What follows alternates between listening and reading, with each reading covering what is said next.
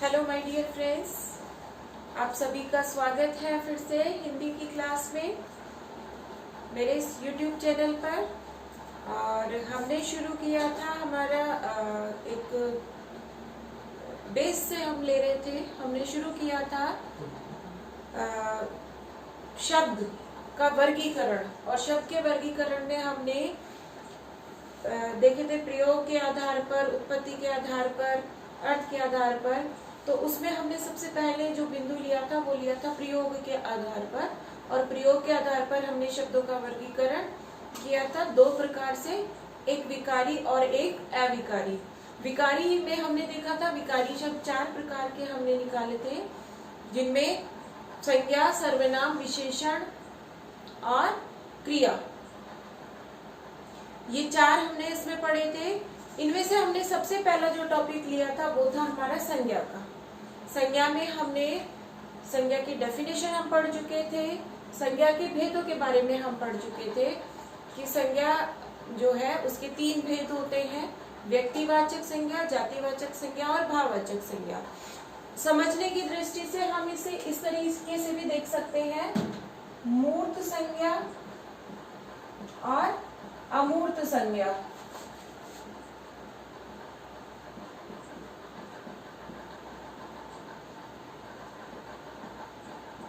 मूर्त संज्ञा कौन कौन सी होती है? तो मूर्त संज्ञा दो होंगी। पहली होगी हमारी व्यक्तिवाचक संज्ञा और दूसरी जातिवाचक। ये दोनों हमारी मूर्त में होंगी, क्योंकि इनमें जो आएंगे, जो जो चीजें आती हैं वो सब हमें दिखाई देती है, इसलिए ये दोनों आ गई हैं मूर्त संज्ञा में। तो फिर अमूर्त संज्ञा क्या है? तो अमूर्त संज्ञा जो है वो भाववाचक संज्ञा होती है, क्योंकि भाव जो होते हैं वो हमें दिखाई नहीं देते, उन्हें हम सिर्फ महसूस करते हैं, फील करते हैं। अभी हम भाववाचक की बात नहीं कर रहे हैं, हम व्यक्तिवाचक और जातिवाचक की बात कर चुके हैं। हमने देखा था कि किसी भी व्यक्ति विशेष या स्थान विशेष को हम व्यक्तिवाचक संज्ञा कहते हैं, और किसी भी वर्ग का या जाति का बोध कराने वाले शब्द जो है वो जातिवाचक संज्ञा कहलाते हैं। उसके बाद हमने ये भी देखा था कि जातिवाचक संज्ञा को अगर और इजी तरीके से समझे तो ऐसी कोई चीज जिसे हमने देखा और देखने के बाद हम उसे और कहीं दूसरी जगह पर देखें और फिर देखते ही पहचान ले कि हाँ ये वही चीज है। उदाहरण के तौर पर मान लीजिए हमने कहीं पर चार पैर वाला एक जानवर देखा और हमने कहा कि ये गाय है, किसी ने हमें बताया कि क्या है, गाय है, और वही गाय हम दूसरी जगह भी देखकर कहीं हमने पहचान लिया कि ये गाय है, तो वो क्या है, फिर जातिवाचक है। इसके बाद हमने देखा था जातिवाचक के दो भेद भी हमने पढ़े थे, समुदायवाचक या समूहवाचक, इसी को हम समूहवाचक भी कहते हैं, और उसके बाद हमने पढ़ा था द्रव्यवाचक। यहाँ तक हम सब समझ चुके थे सारी चीजें। आज हम इसे आगे शुरू कर रहे हैं, और इससे आगे हम शुरू कर रहे हैं कि जो व्यक्तिवाचक, भाववाचक को हम बाद में पढ़ेंगे। अभी हम समझ रहे हैं कि व्यक्तिवाचक को जातिवाचक में कैसे बदला जाता है और जातिवाचक को कैसे हम व्यक्तिवाचक में बदलते हैं। तो ये कुछ उदाहरण हम देखेंगे। तो सबसे पहले हम देखेंगे व्यक्तिवाचक से जातिवाचक संज्ञा कैसे बनाई जाती है।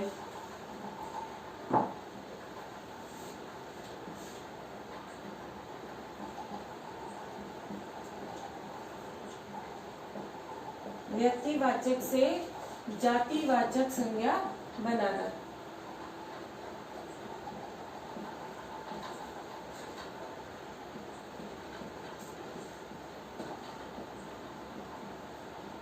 जब हम ये चीज सीख लेते हैं तो हमारी जो संज्ञा है वो ऑलमोस्ट कंप्लीट हो जाती है। तो हम इसमें देखिए उदाहरण लेते हैं। रावण, रावण व्यक्तिवाचक संज्ञा है। उसके बाद हम उदाहरण लेते हैं जयचंद, या हम उदाहरण लें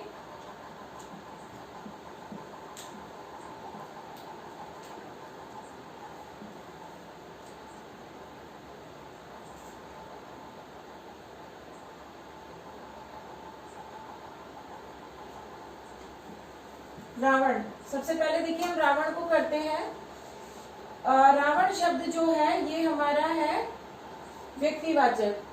व्यक्तिवाचक से जातिवाचक में हमें बदलना है। रावण का ध्यान आते ही हमें वही रावण याद आ जाता है जिसके 10 सिर थे। तो इसका मतलब ये हमारा व्यक्तिवाचक जो है संज्ञा है। अब अगर इसका मैं सेंटेंस बना दूं कि रावणों से बचो, रावणों से बचो, ठीक है। अब यहाँ पर ये जो रावणों शब्द है ये किसी पर्टिकुलर व्यक्ति का नाम नहीं है, बल्कि ऐसे लोग जिनमें रावण के जैसे गुण है उनसे हमें बचने के लिए कह रहे हैं। तो यहाँ पर ये जो रावणों शब्द आया है ये बन गया हमारा जातिवाचक। ये इधर जातिवाचक है और यही शब्द इधर जब था तो ये व्यक्तिवाचक था, क्योंकि यहाँ एक पर्टिकुलर व्यक्ति के बारे में यहाँ बात की जा रही है, जबकि यहाँ पर ऐसी पूरी जाति जो ऐसे सभी लोग जिनमें रावण के गुण हैं वो सारे इसमें आ गए, इसलिए यहाँ पर ये शब्द बन गया जयचंद, सॉरी रावण जातिवाचक संज्ञा। अगला जो उदाहरण है वो है हमारा जयचंद। जयचंद देखिए आपने हिस्ट्री में सुना होगा, जयचंद जो है एक गद्दार के तौर पर जाने जाते हैं। तो जब जयचंद का नाम हमने लिया तो जयचंद किसी व्यक्ति विशेष का नाम हो गया, लेकिन जब इसका हम उदाहरण के तौर पर यहाँ वाक्य में इसका प्रयोग करते हैं कि देश में जयचंद भरे पड़े हैं, देश में जयचंद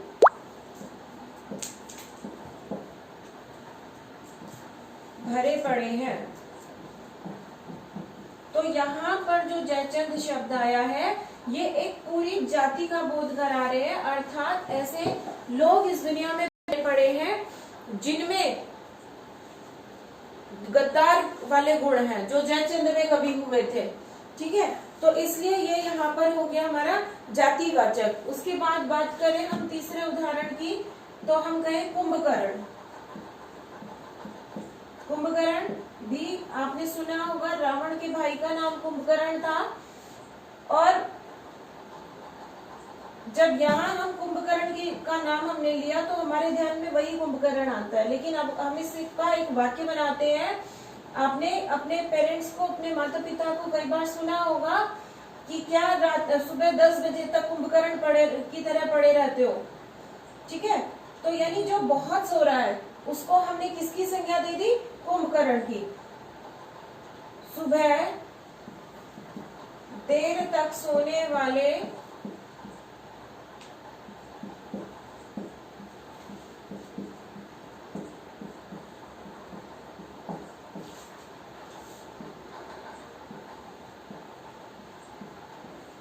कुंभकर्ण होते हैं।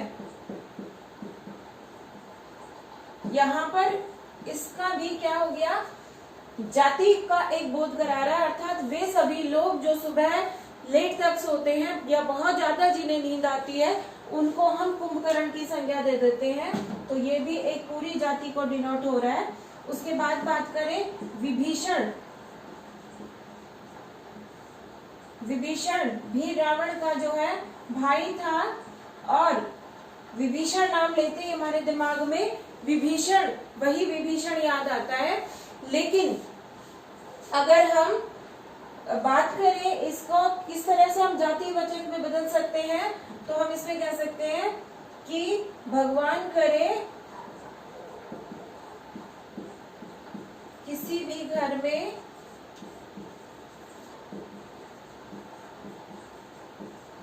विभीषण पैदा ना हो।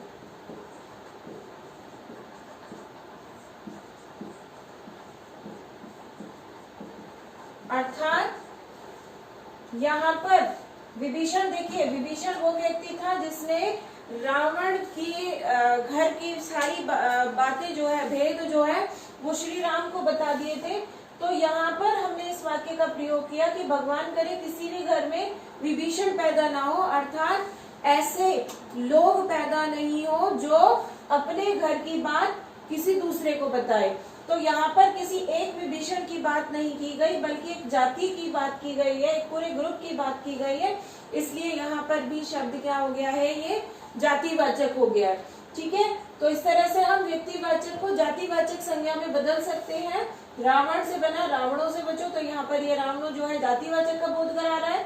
इसी तरह देश में जयचंद भरे पड़े हैं, तो ये जयचंद जो है ये पूरी जाति को बोध करा रहा है। उसके बाद कुंभकर्ण, जो सुबह देर तक सोने वाले होते हैं वो कुंभकर्ण कहलाते हैं। और उसके बाद विभीषण, भगवान करे कभी किसी घर में विभीषण पैदा ना हो, तो ये विभीषण भी जो है इस तरह के लोगों के बारे में बताया जा रहा है जो घर की बातों को दूसरों को जाके बता देते हैं, अर्थात घर का वेदी लंका ढाए, है ना। तो इसलिए यहाँ पर विभीषण शब्द भी जो है वो जातिवाचक संज्ञा का बोध करा रहा है। आगे बात करते हैं, अभी तो हमने किया व्यक्तिवाचक से जातिवाचक में, अब हम बदलते हैं जातिवाचक संज्ञा को व्यक्तिवाचक में, जातिवाचक से व्यक्तिवाचक।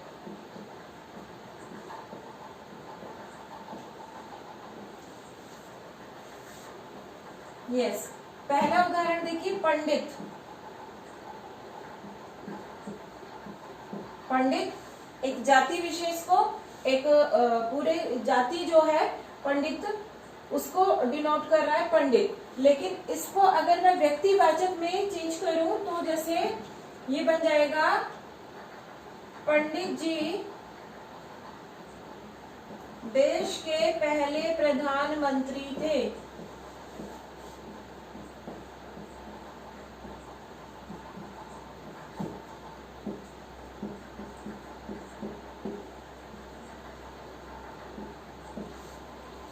तो यहाँ पर पंडित जी जो शब्द आया है, ये पंडित जी किसके लिए आया है, नेहरू जी के लिए। तो ये पंडित जी जो है ये व्यक्तिवाचक संज्ञा को बोध करा रहा है यहाँ पर, जबकि यहाँ पर जो पंडित शब्द था ये पूरी पंडितों की जो जाति है ब्राह्मणों की, उस जाति का बोध करा रहा है, इसलिए ये तो जातिवाचक हो गया। लेकिन यहाँ पर ये किसी एक पर्टिकुलर व्यक्ति को बोध करा रहा है, इसलिए ये हो गया व्यक्तिवाचक। दूसरा उदाहरण अगर हम लेते हैं, जैसे सरदार, पंजाब प्रदेश में रहने वाले एक जो विशेष जाति है उसको हम सरदार कहते हैं। लेकिन इसको अगर हम एक सेंटेंस में तब्दील करें, जैसे सरदार जी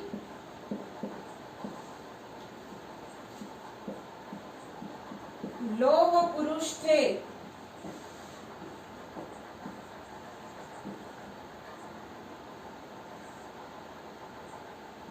तो यहाँ पर जो सरदार जी शब्द आया है ये जो है ये पूरी जाति का बोध नहीं करा रहे, बल्कि एक पर्टिकुलर व्यक्ति का बोध करा रहे हैं, सरदार वल्लभ भाई पटेल जी का बोध करा रहे हैं, इसलिए ये हो गया हमारा व्यक्तिवाचक। समझ में आया बच्चों? देखिए, सरदार जो शब्द है वो एक विशेष जाति है, जो पंजाब में लोग रहते हैं उन्हें हम सरदार के नाम से जानते हैं।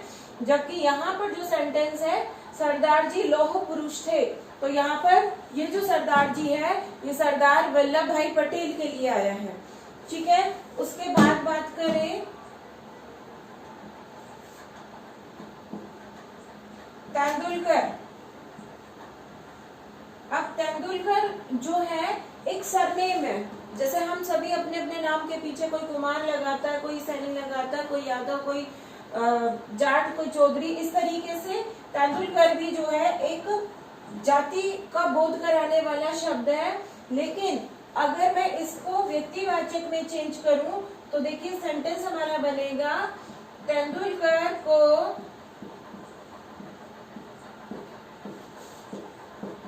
क्रिकेट का भगवान माना जाता है।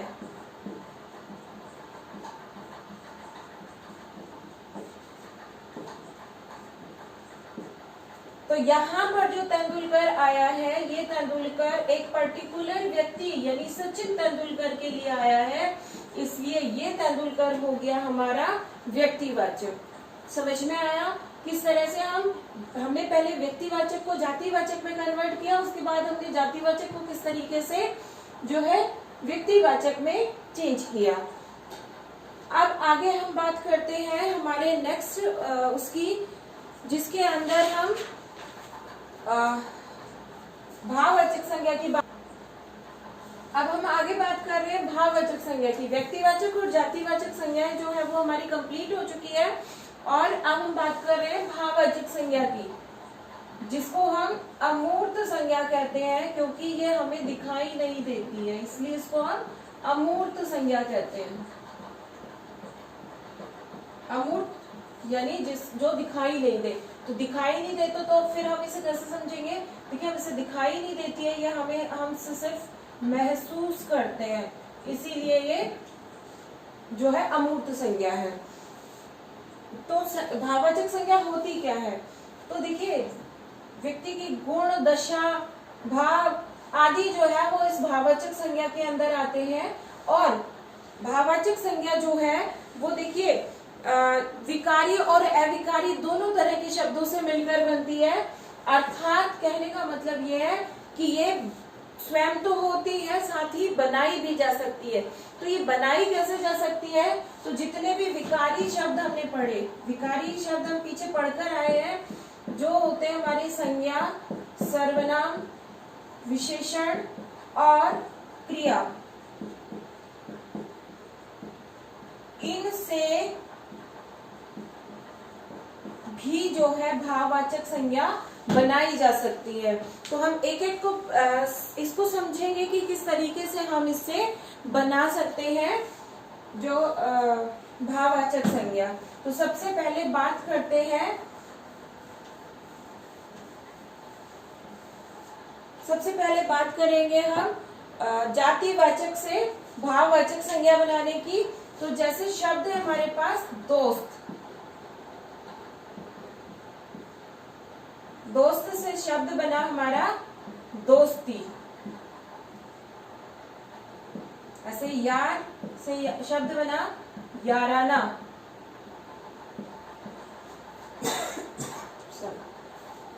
मित्र, मित्र से बन जाएगा मित्रता। शत्रु, शत्रु से शब्द बनेगा हमारा शत्रुता। इस तरीके से ये जितनी भी संज्ञा थी, इनसे हमने भाववाचक संज्ञाएं बनाई।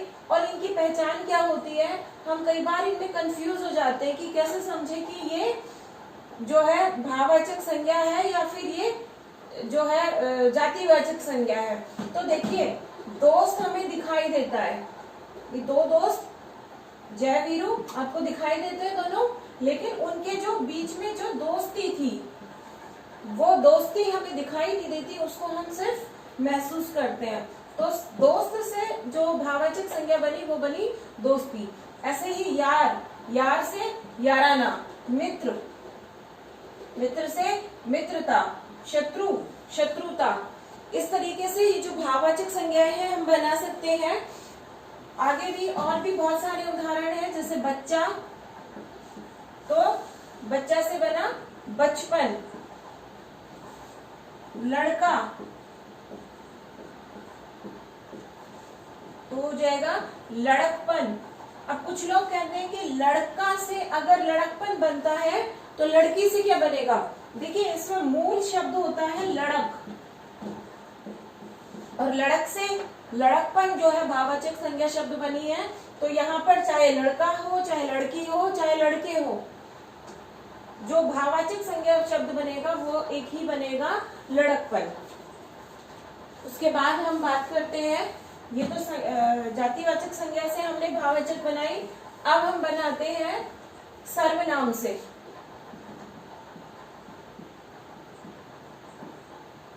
सर्वनाम से भाववाचक संज्ञा। तो जैसे मम, मम शब्द होता है, मम से बनेगा ममता, ता प्रत्यय लगकर बना ममता, या ममत्व, त्व प्रत्यय लगने से बन जाएगा ममत्व। ऐसे ही अपना, से बन जाएगा अपनापन।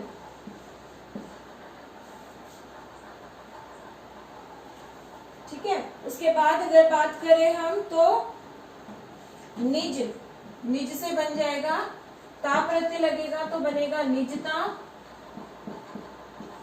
और वह प्रत्यय लगेगा तो बनेगा निजत्व। तो इस तरीके से सर्वनाम शब्दों से भी हम भाववाचक संज्ञा बना सकते हैं। उसके बाद है विशेषण से हम बनाएंगे भाववाचक संज्ञाएं।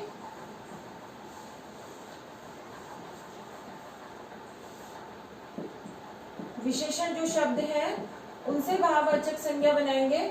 तो जैसे ऊंचा, ऊंचा से बना ऊंचाई,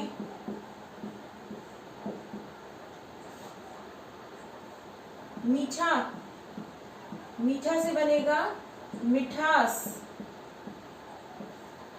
कुछ बच्चे यहाँ कंफ्यूज रहते हैं मिठाई शब्द को लेकर, जैसे ऊंचा से बना ऊंचाई वैसे ही मीठा से बना देते हैं मिठाई, लेकिन मिठाई शब्द जो है वो संज्ञा शब्द है, क्योंकि मिठाई हमें दिखाई देती है, तो ये भाववाचक संज्ञा नहीं होगी, बल्कि इससे शब्द बनेगा वो बनेगा मिठास।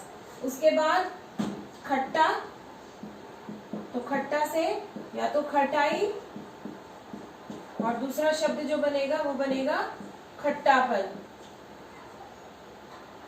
ठीक है, इसके बाद ऊंचाई हो गया है हमारा, चढ़ाव, चढ़ना शब्द है, और चढ़ना से शब्द बनेगा चढ़ाई, जिसका एक चढ़ाव। गिरना, गिरना से शब्द बनेगा गिरावट।